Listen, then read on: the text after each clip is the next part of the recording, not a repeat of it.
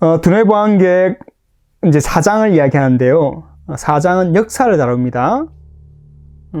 4장에서는 우주가 처음 생길 때부터 사람들의 문명이 생길 때까지 이야기를 하고요. 현대 우주론, 태초, 물질, 별, 해, 땅, 세포, 생명, 짐승, 두뇌, 그다음 과학기술 문명에 대한 내용을 다루고요. 제4장 역사 또는 거대사라고도 할 수 있습니다. 빅 히스토리, 크게 4가지 주제로 나누어서 이야기할 텐데 먼저 131절에서는 현대 우주론을 다루고요. 132절에서 133절은 태초부터 별이 생길 때까지, 134절에서 135절은 우리가 살고 있는 태양, 우리가 바라보는 해, 그 다음에 달, 지구, 땅을 살펴보도록 하고요. 136절에서 140절까지는 세포가 생겼을 때부터 눈맹이 나올 때까지를 설명하도록 하겠습니다. 그러면 그 다음 131절 우주론 강의를 하도록 하겠습니다. 동문하우님, 네. 한번 읽어볼까요? 별과 지구 사이 거리를 어림으로나마 아는 길은 연주 시차를 재는 것이다. 똑같은 별이라도 봄에 본 별과 가을에 본 별은 그 위치가 약간 다르다. 이 차이에 해당하는 각도의 절반을 연주 시차라 한다. 1838년 프레드리히 베셀은 100조짜리 61번 별의 연주 시차를 재는 데 성공했다. 그것은 약 0.31초였다. 예, 책에는 여기 0.62초가 나와 있는데요. 아마 여기 2배를 해서 써놓은 것 같습니다. 별과 별 사이의 거리를 재는 것은 연주 시차인데요. 코페르쿠스가 태양 주위로 지구가 돈다라고 주장했죠. 근데 여기 태양이 있고요.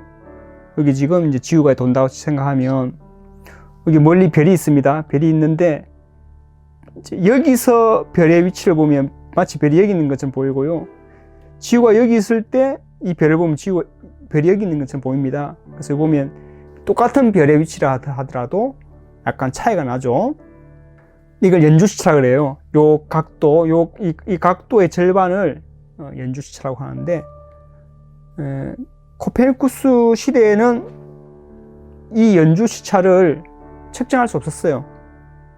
별의 위치가 이게 여름에 재는 거나 6월에 재는 거나 뭐 1월에 재는 거나 겨울에 재는 거나 별의 위치가 상대적 위치가 차이가 나지 않아서 그 코페르쿠스의 이론, 태양 주위로 지구가 돈다는 이론이 틀렸다고 생각했습니다.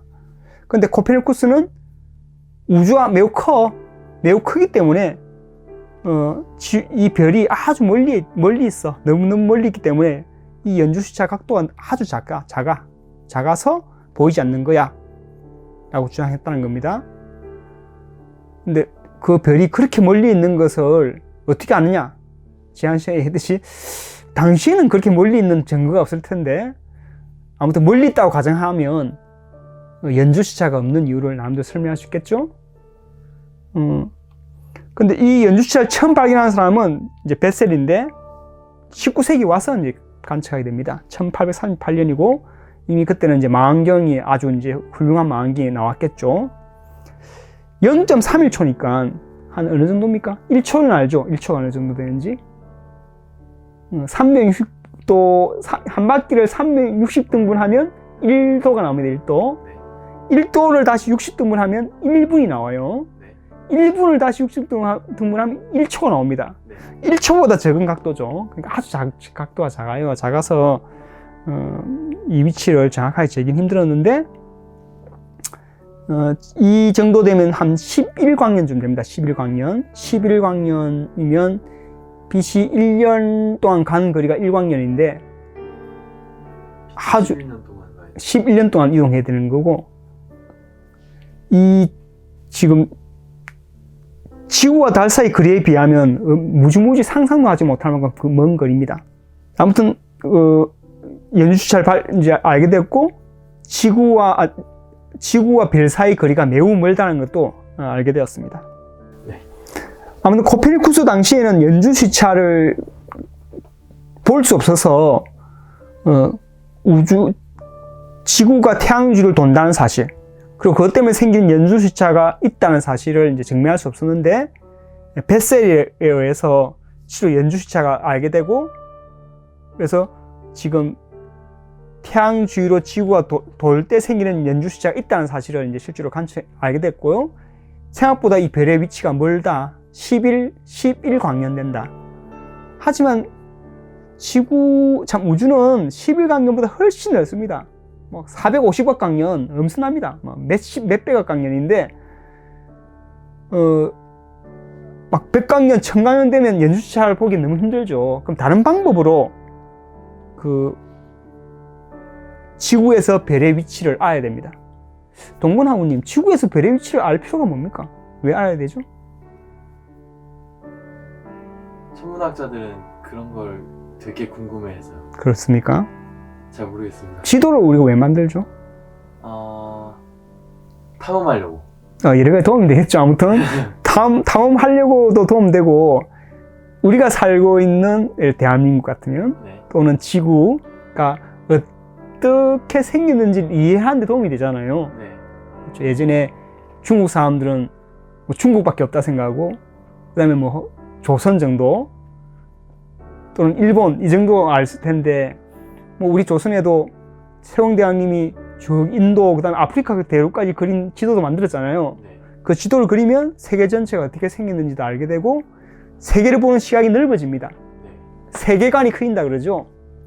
근데 이 세계관이 커지면서 저 바깥 달, 해, 별까지 보는데, 이 거리가 도대체 어느 정도인지 모르면 그 세계관이 그만큼 어렴풋하잖아요. 네. 이게 우리 지구로부터 별이 어느 정도 실제로 벌어져 있고, 이 별과 저 별 사이의 거리가 얼마큼인지 알면은 우리가 살고 있는 우주, 코스모스에 대한 이해가 좀 더 커지겠죠. 커지면 알면 알수록 우리가 우리 자신, 또 우리가 살고 있는 환경에 대한 이해가 높아져서 좀 안심하게 되는 거예요. 네. 예를 들어서 바이러스가 우리 세계에 존재하는데, 바이러스가 어떤 식으로 작동되는지 아는 것과 모르는 것 사이에 차이가 크잖아요. 그렇죠. 알면 두려움, 공포도 좀 줄어들고, 또 그것을 어떤 문제가 생겼을 때 극복해낼 수 있는 어떤 지혜도, 암도 얻기 쉽게 쓸 겁니다. 그래서 아무튼 우리가 살고 있는 우주 전체의 지도를 그리려면 이 거리를 아는 게 필요하겠습니다. 근데 그 거리를 재기 위해서 연주시차라는 도구가 있는데, 연주시차는 아주 멀리 있는 별의 거리를 알기에는 부족하다. 새로운 방법이 필요하다. 그걸 발견하는 사람이 누구냐? 여성입니다. 여성 과학자입니다. 한번 읽어보겠습니다. 네. 1880년대 하버드 천문대장 에드워드 피커링은 남자 연구원들이 일을 너무 못해 자기 집 하녀 윌리엄이나 플레밍을 써서 천문대에서 찍은 사진 자료들을 분석했다. 헨리에타 레빗은 1893년에 하버드의 계산수로 참여했다. 그는 마젤란 성운 주변의 수천 개 변광성을 연구했다. 1908년 그는 변광 주기가 길수록 더 밝은 특이한 변광성이 있다는 것을 알게 되었다. 헨리에타는 1912년에 세페이드 변광성의 경우 그 밝기와 변광 주기가 비례하다는 규칙을 발표했다. 예. 당시에 이제 별을 어떻게 분석했냐면, 사진을 먼저 찍어요. 사진을 찍어서 그 사진 찍은 걸 가지고 밝기 같은 걸 제거하는 거죠. 밝기 같은 걸 제거하는데, 그래서 그걸 하는 일들을 당시 자기 연구원들이 너무 못하니까 하녀를 시켰는데, 하녀들이 이제 이 별의 사진을 보면서 별의 여러 특성들을 기록하고 계산하는 일을 맡았습니다. 이 사람들을 하버드의 계산수, 캘큘레이터라고 불렀습니다. 이제 우리 전자 계산 기기가 없으니까 사람이 일일이 했다는 겁니다. 네. 그 일을 이제 여성 하인들이 하다가, 그 중에 좀 똑똑한, 뭐 딴 사람 다 똑똑했겠지만 헨리에타 레빗이라는 사람이 이제 참여하게 되고, 이 사람이 이제 주로 분석했던 별이 변광성입니다. 말은 변광성의 뜻은 변하다, 밝기가 변하는 별입니다.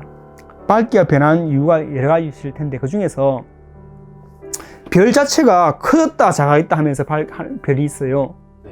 커졌다 작아졌다 하면서 밝기가 변하는 거죠. 크면 이제 밝기가 커졌다가 이렇게 줄어들면서 어두워졌다 하는 건 있는데, 그런 별을 셰페이드 변광성이라고 해요.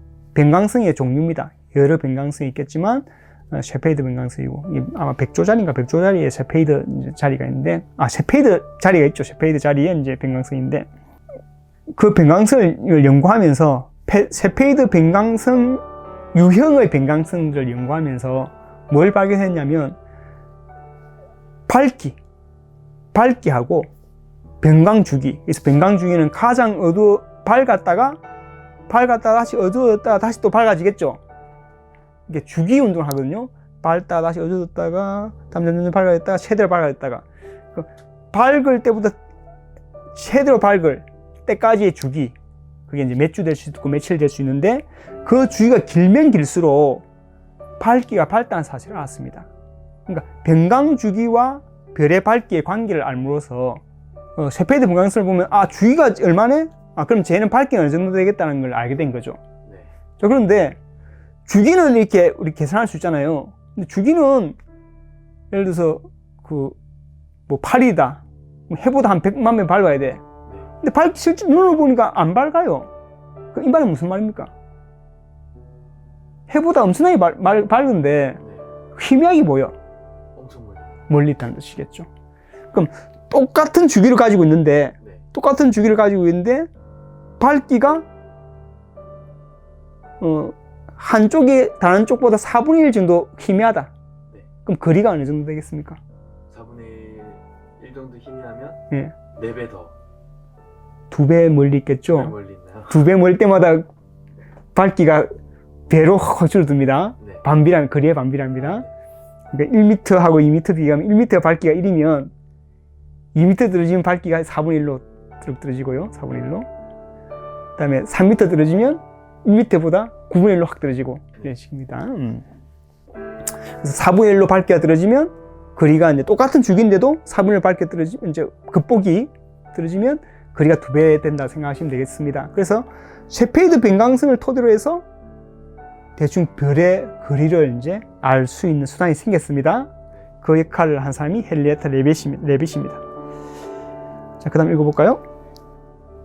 1848년에 이폴리트 피조는 별빛을 쪼개 살펴보면서 흡수선들이 주파수가 낮은 쪽으로 약간 치우친다는 사실을 알아챘다. 별빛에 나타난 빨강 치우침은 별이 지구로부터 차츰 멀어지고 있음을 뜻한다. 1929년 허블과 밀턴 휴메이스는 어느 쪽에 있는 은하든 모든 빛띠들에서 빨강 치우침이 나타나고 멀리 있는 은하일수록 빨강 치우침이 더 크게 나타난다는 법칙을 발표했다. 만일 지구가 우주의 중심이 아니라면 전체 우주가 불어나고 있다고 봐야 한다. 여기서 어려운 말들이 나오는데 먼저 이제 별에서 오는 빛이죠. 별에서 오는 빛을 이렇게 쭉 살펴봅니다. 빛은 여러 가지 파장으로 이루어져 있어요. 파장. 동문하구님? 네. 여기 지금 제 옷이 알록달록하죠? 네. 알록달록한 건다는 말은 여기 지금 알록달록 할 때마다 모두 빛의 파장이 다르다는 뜻입니다. 네. 빨강의 파장이 다르고 파랑의 파장이 다르고 다 다릅니다.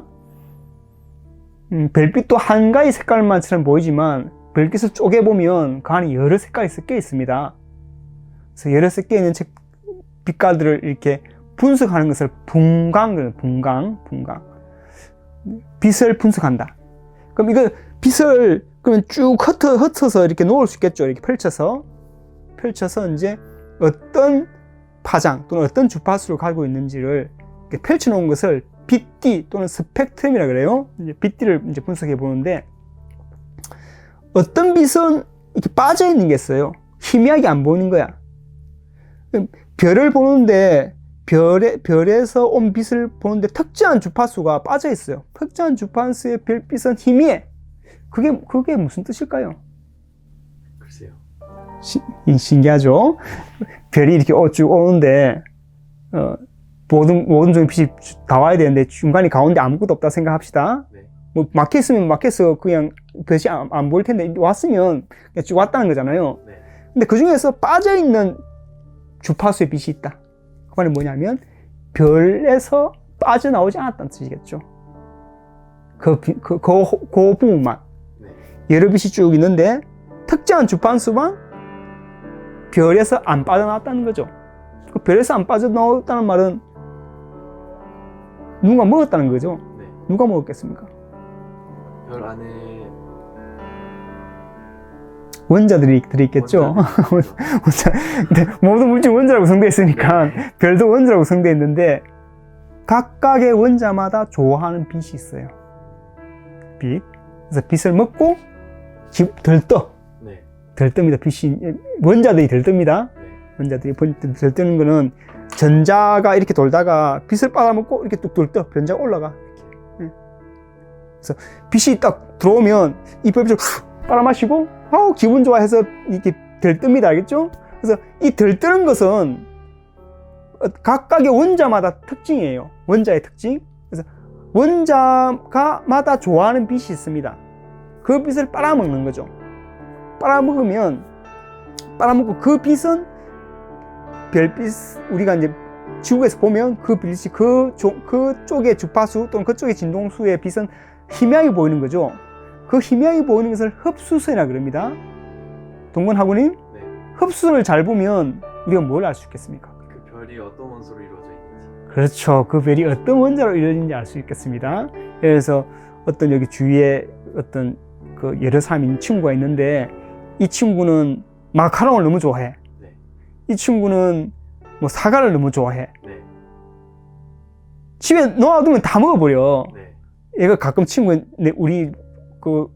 우리 집은 같이 살기 때문에 비번을 공유하기 때문에 같이 살아. 근데 내가 어떤 물건을 사놔서 며칠 뒤에 갔다 오니까 사과가 또 없어졌는 거야.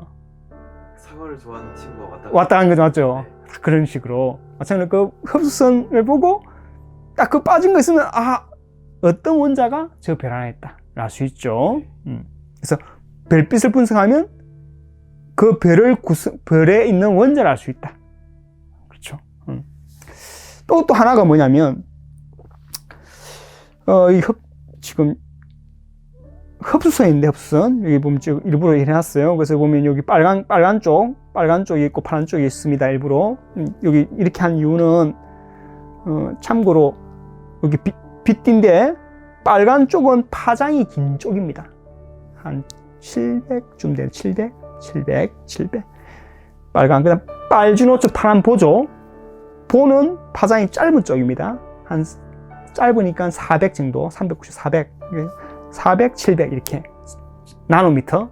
나노는 10의 마이너스 9승미터. 10, 100, 1000만, 10만, 100만, 1000만, 1억, 10억분의 1이네. 10억분의 1미터. 700이니까 0.7 마이크로미터. 마이크로. 아무튼 파장이 긴 게 빨강, 짧은 게 보라. 파장이 길면 진동수는 작습니다. 반대예요. 파장과 진동은 반대입니다. 진동수는 작은 거, 진동수가 큰 거. 파장은 짧고 진동수는 크고. 이게 빨주노초 파란보. 그러면 여기보다 더 짧은 것도 있고, 더 파장이 긴 것도 있겠죠, 있고, 여기도 파장이 더 짧아진 게 있습니다. 있는데 어쨌든 여기 빨강 쪽은 파장이 길다. 네. 보라색은 파장이 짧다. 이것만 기억해 주세요. 네. 자, 했다. 쭉 있는데 여기 지금 보이는 게 지금 여기 검게 보이죠? 네. 검게 보이는 게 흡수선이에요. 이쪽에 빛이 빠져 있다는 거야. 빠져 있으니까 요걸 보고 저 별은 이러이러한 원자로 구성되어 있구나 압니다. 아는데 실제로 관찰해 보면 요 선이 이쪽으로 치우쳐 있는 거야. 지금 보시면 죄송합니다. 이게 원래 연선인데 여기에 이제 이렇게 선이 보여야 되는데 실제로 관찰해 보면 이 지금 요 검은 부분이 여기에 존재하고 이놈이 여기에 있고 이놈이 여기 있는 거예요. 약간 이동해 있죠.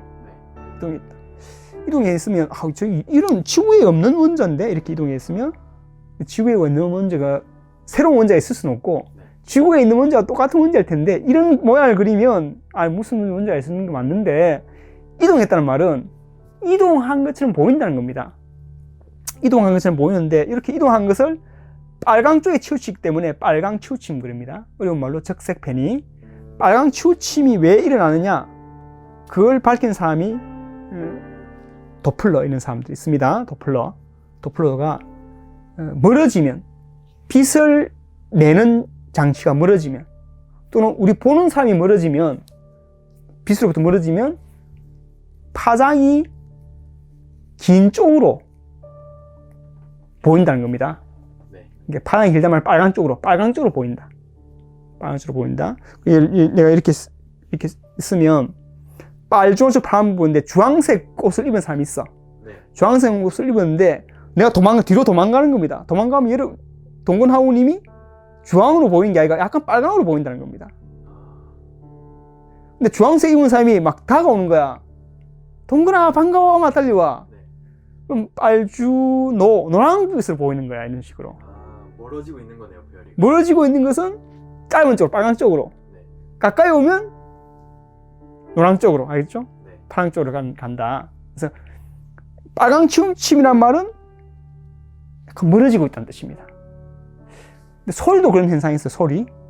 소리면 멀어지면 소리는 이 음파, 네. 음파가 낮아지는 소리 있잖아. 낮아지면 어떤 소리 나옵니까?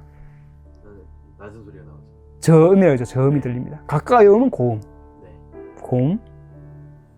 기차 같은 탐 느끼죠? 네. 달려오면 약간 고음이 들리고요. 네. 큰 소리와 고음은 다릅니다. 네. 네. 저음 고음과 큰 소리, 작은 소리 달라요. 비행기 소리는 고음이잖아요. 그렇습니까? 아무튼 그 가까이 오면 고음이 들리다가 멀어지면 저음이 들립니다. 차 소리 들리는 것 같잖아. 가까이 좀 빵 이러잖아요. 네. 그렇죠. 멀어질 때 저음으로 다 바뀌잖아요. 고음이. 맞네요. 맞죠? 네. 가까이 올 때는 고음으로 들리다가 지나가 나면 저음으로 바뀌는 거죠. 마찬가지로 이제 빛도 가까이 올 때는 파란 쪽으로 치우쳐 있다가 나로부터 멀어지면 빨간 쪽으로 보이는 거예요. 파장이 짧아졌다가 긴 쪽으로 바뀌는 겁니다. 근데 어쨌든 지금 여기 하늘로부터는 별빛을 분석해 보니까 별들이 모두 빨강 쪽으로 보이는 거예요. 빨강 쪽으로 빛띠가 치우쳐 있는데 어느 방향으로 봐도 모든 별들이 빨강 치우침인 거야. 빨강 치우침. 그걸 지금 허블이라는 사람이 이제 알게 됐다. 그 다음 허블은 또 아까 이제 지금 헨리에타 레비 때문에 별이 어느 정도 거리가 떨어진지 재는 방법을 알았잖아요. 변광성 때문에. 근데 허블이 또 이걸 헨리에타의 연구를 토대로 해서 멀리 있으면 멀리 있을수록 빨각 치우침이 더 많이 벌어지는 거예요. 다시 말해 더 빠르게 도망가는 것처럼 보인다는 거죠. 멀리 있으면 멀리 있을수록 더 빨리 멀어지고 그 다음 모든 방향의 별들이 모두 멀어지는 거예요. 이게 뭘 뜻하겠습니까? 더 빨리 멀수록 더 빨리 팽창하는 거죠. 팽창한다? 그냥 팽창한다 있기 전에는 이런 게 있겠죠. 지구가 있고 지구가 중심에 있고 모든 별이 도망가면 되잖아. 네. 도망가면 되는데 멀리 놓으면 더 빨리 도망가고 맞죠? 네. 멀리서 너무 빨리 도망가면 너무 이상하잖아. 엄청 빨리 도망가야 되는데. 네. 근데 우주의 중심은 아니잖아요. 맞죠? 네. 우주의 중심이면 모두 도망간다고 설명하면 되는데 우주가 중심이 아닌데도 모두 도망가면 우주의 어떤 곳에 있어도 서로 볼 때 서로 멀어진다는 겁니다. 그렇네요. 그게 바로 팽창한다. 우주가 팽창한다는 뜻이겠죠. 우주가 팽창하지 않고 어떤 중심이 있고 중심에서 도망간다면 네. 다른 쪽에서 보면 가까우게 보일 수 있잖아요. 맞죠? 네. 딴 데서는 이렇게 예를 들면 지구가 여기 있으면 모두 도망가면 여기 있는 사람이 볼 때는 이 별이 이쪽으로 가잖아요. 네. 자기한테 가까이 오잖아. 근데 지구에서 볼 때 모든 별들이 다 멀어진다는 거는 첫 번째 가설이 모든 별이 우리로부터 멀어진다는 게 있지만 우주가 중심이 아니다 할 때는 멀어지는 게 아니라 이 자체가 풍선처럼 늘어난다는 거죠. 풍선처럼 늘어나면 어떤 곳에 있든 우리가 어떤 곳에 있든 우주의 중심에 있든 바깥에 있든 모든 주위의 별들이 다 멀어지게 보일 거거든요. 네. 그래서 허블이 발견한 게 뭐냐? 지구에서 보니까 모든 별이 우리로부터 멀어지는 것처럼 보인다. 그리고 멀리 있으면 멀리 있을수록 더 빨리 멀어지는 것처럼 보인다. 라는 말은 우주가 가운데 있는데 별들이 팽창한다는 말이 아니라 가운데 있다는 말은 믿을 수 없으니까 네. 우주 전체가 팽창한다. 그래서 우주 팽창 가설이 나오게 된 겁니다. 자, 이 팽창 가설을 하는데 여러 가지 도움이 나왔죠. 일단 빛띠에 대해 분석하는 거, 적색 편의를 아는 거, 빨강 치우침 아는 거, 별들 사이 우리 지구와 별 사이 거리를 아는 거 등등이 모아져서 팽창한다는 게 드디어 이제 나왔습니다. 자, 그러면 그 다음 한번 읽어볼까요? 1931년 르메트르는 처음에 우주가 시간과 공간도 없는 하나의 점이었다고 주장했다. 한 점이던 우주가 갑자기 크게 불어나는 일을 대폭발 또는 빅뱅이라 한다. 1948년 조지 가모프, 렐프 엘퍼, 로버트 허먼은 우주공간 전체에 대폭발의 흔적이 있을 것이라 추측했다. 이를 배경 복사 또는 바탕 내비침이라 한다. 벨 전화 실험실에 있던 펜지어스와 윌슨은 1964년 5월 20일 우주의 모든 방향에서 쏟아지는 파장 7.35cm, 온도 3K의 마이크로파를 측정했다. 네, 좀 어려운 이야기가 많이 나옵니다. 르메트라는 사람이 있습니다. 신부고 아직 물리학 공부를 한 사람인데, 이 우주가 불어난다 했죠. 팽창한다 했죠. 지금 팽창하니까 거꾸로 돌리면, 각으로 돌리면 이게 줄어들잖아요. 맞죠? 시간을 거꾸로 돌리면. 그래서 우주가 팽창했다는데 각으로 가면 쭉 이렇게 줄어들었다면 어떻게 됐을까 해서 떠올린 게, 우주가 원래 점에서 시작했다. 크기가 없이 0에서부터 시작해서 늘어났다라는 이야기를 하게 됩니다. 물론 이 주장은 아인슈타인의 이론을 가지고 설명했죠. 근데 많은 사람이 이 이론을 싫어했어요. 싫어하는 이유가 뭘까요? 우주는 하나님이 이렇게 완성된 채로 만드셔야 되는데. 그건 이제 이때는 더 이상 기독교의 창조론이 그런가요? 받아지지 않을 때죠. 그러면은 좀 유치해서가 아니라 오히려 기독교의 창조론처럼 들린다는 거죠. 0에서 우주가 탁 생겨나는 것처럼 보이잖아요. 르메트가 또 신부잖아. 그러니까 이 이야기가, 지금 기독교 다 죽었는데 지금 현대 무슨 20세기에 이런 기사한 기독교 창조론 비슷한 이야기를 하느냐라고 해서 싫어했던 거야. 싫어했고, 호이라는 사람이 토론하다가, 그럼 세계가 이 우주가 뻥 하면서 태어났냐? 이렇게 빅뱅 하면서 생겼냐? 했거든. 놀리면서. 그 말이 굳어져서 빅뱅 이론이 나온 겁니다. 원래 놀리는 말이죠. 빅뱅은 놀리는 말인데, 진짜로 이제 우주가 0에서 뻥 하고 생겨났다는 이론이 채택되게 되는 겁니다. 르메트르의 그 이야기를 하고 되는데, 그럼 뻥 하고 나타났으면 뻥에 해당되는 뭔가 흔적이 있어야 되겠죠. 그 이론이 이제 몇몇 여기 가모프라는 사람이 1948년에 흔적이 남아있을 것이다. 그 흔적은 이러이러한 파장이 남아있을 것이라고 예측합니다. 그때 이 사람은 어떤 사람은 6K, 요 K는 절대 온도인데, 영하 273.15도가 0도예요. 0도 K. 그보다 더 낮은 온도는 없습니다. 영하 274도는 존재하지 않습니다. 영하 273.15도, 이것을 0도 K라고 그래요. K라 씁니다. 켈빈 온도 K라 씁니다. 그래서 보통 213을 쓰면 더 좀 섭씨 온도가 됩니다. 그러면 3도 K면 섭씨가 얼마큼 됩니까?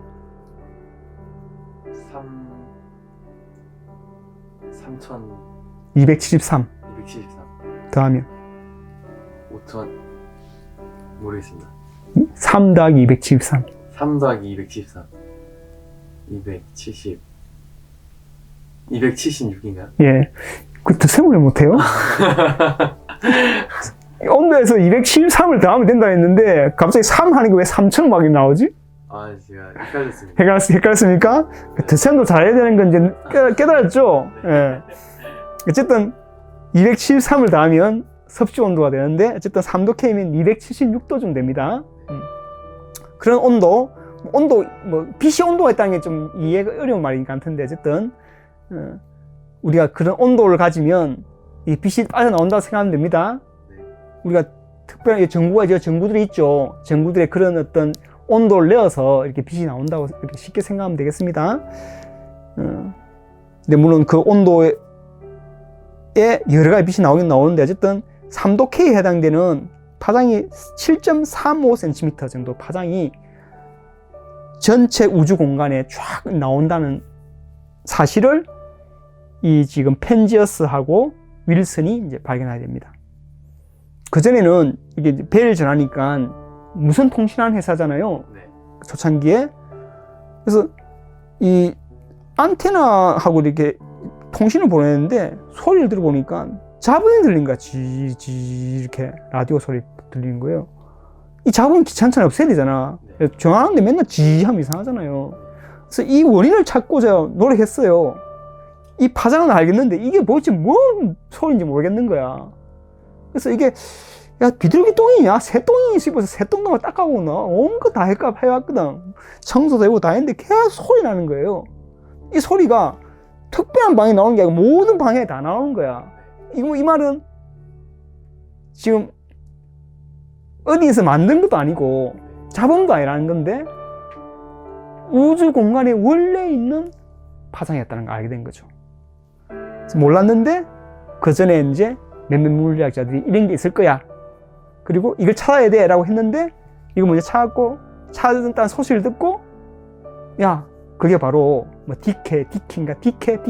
디키는 사람이 야 그게 바로 우주 배경 복사야. 우주가 빅뱅으로 나왔다는 증거가 되는 거야 라고 알려줘서 지금은 그렇게 됐습니다. 자, 빅뱅이 그래서 이제 일종의 이 그 우주 배경 복사가 발견됨으로써 이제 정설이 이제 증거가 발견됐으니까 정설이 됐죠. 여기 보면 마이크로파가 나오죠. 마이크로파가 빛의 일종입니다. 빛. 그래서 제가 그림을 하나 그렸는데 선명히 나오는지 모르겠습니다.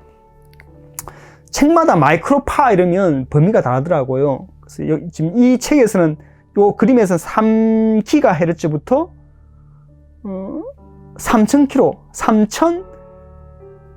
3000기가 또는 3THz까지가 마이크로파인데 책에서는 300메가부터 300기가까지가 이제 마이크로파인데 어쨌든 마이크로파가 어디서부터 어디까지가 중요한 건 아닌데 어쨌든 그 정도 파장이 마이크로파고요. 가시광선은 지난 시간에 했듯이 400나노미터부터 700나노미터가 되고 가시광선보다 좀 더 파장이 짧은 걸 자외선이라 그래요. 빨주노초 파란 보라색을 한자말로 무슨 색이라 그럽니까?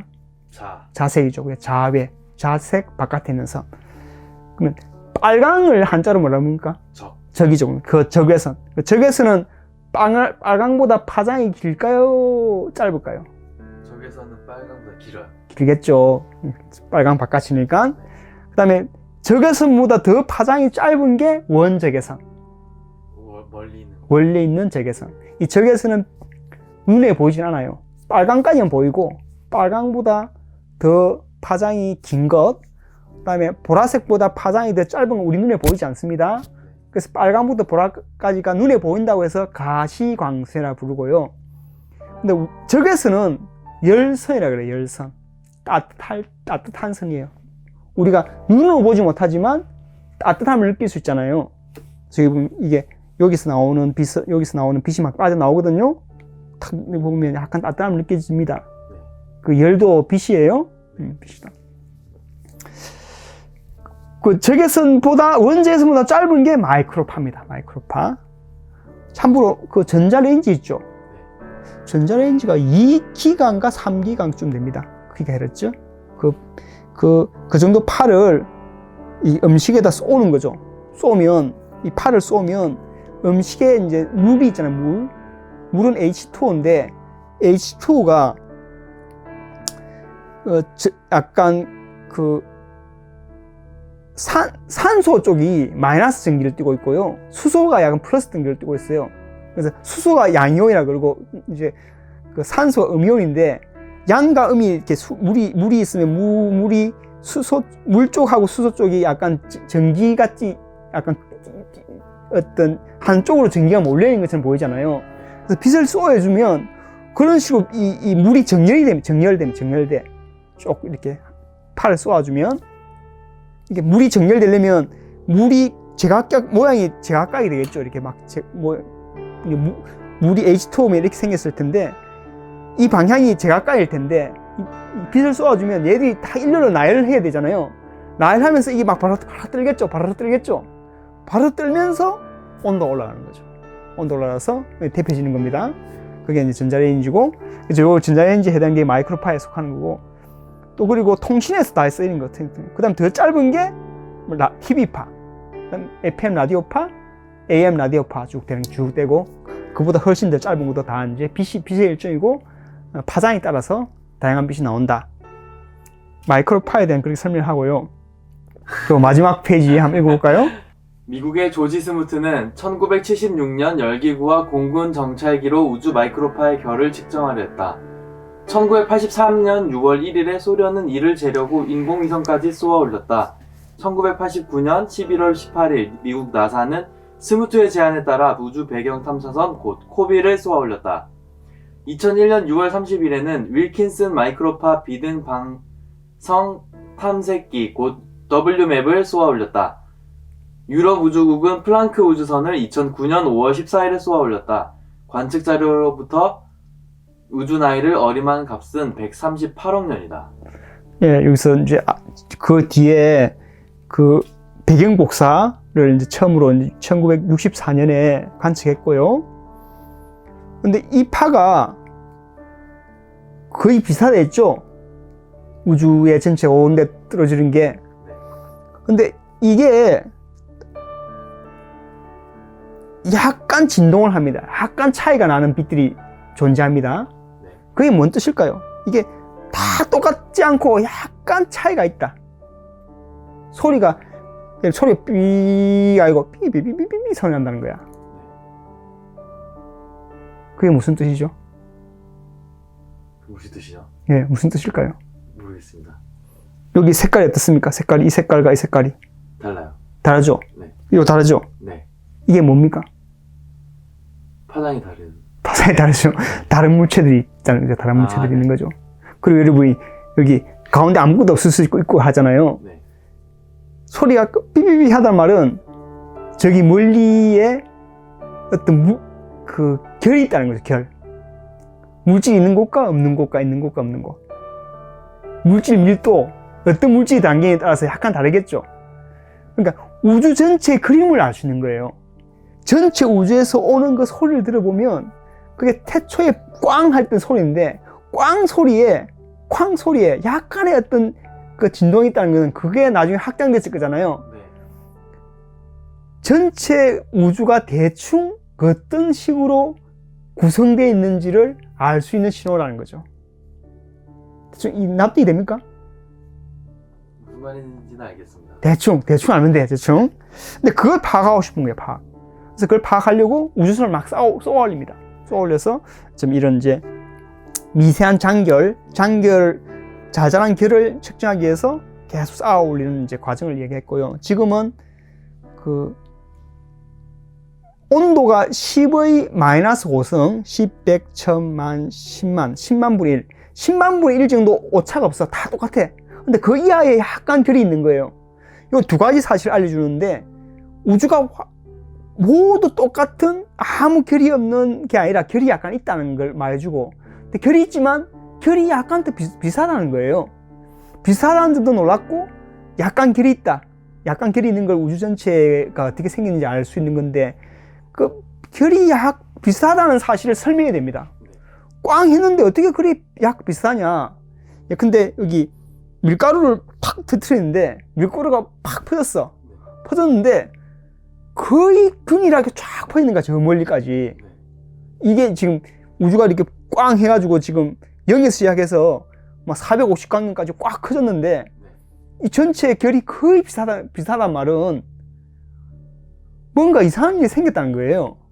그 중에 하나가 뭐냐면 처음에 이렇게 꽝 해서 갑자기 확 커졌다는 거야.